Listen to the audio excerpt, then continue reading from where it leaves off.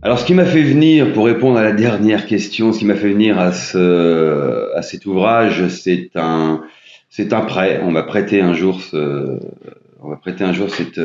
bande dessinée que j'ai tout de suite dévorée.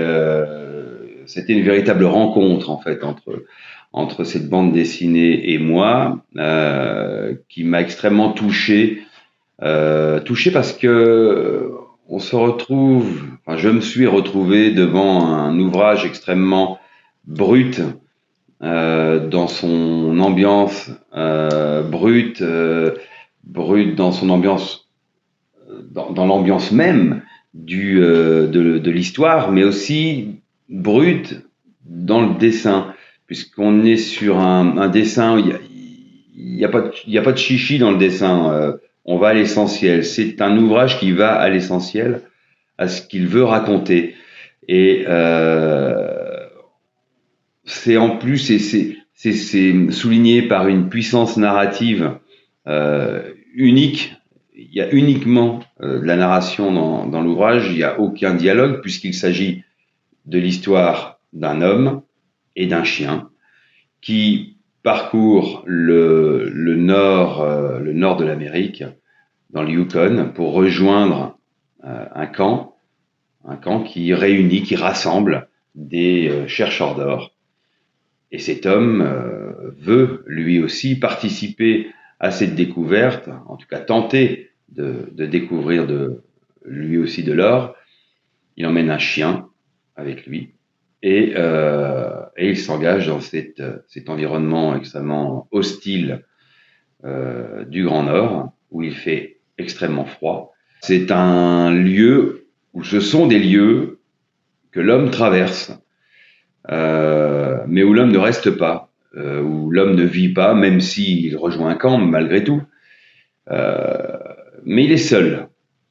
Le camp, par définition, réunit des gens, va réunir des gens. Là, il est seul. La solitude est un élément important dans cet ouvrage, puisqu'il se retrouve face à des réalités qu'il doit affronter seul et qui vont l'amener à se retrouver dans une situation extrêmement complexe.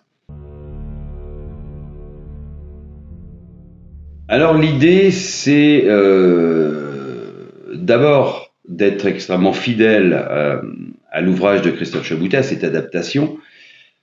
Chaque image a été extraite, a été montée et fait film pour finir, un film d'une quarantaine de minutes, avec donc une succession d'images, parfois qui se superposent un petit peu, qui sont montées de manière à avoir cette intégralité l'histoire. Il n'y a aucune image qui n'a été extraite, enfin qui n'a été mise de côté de cette bande dessinée, parce qu'il était important, à mon sens, de conserver chaque image.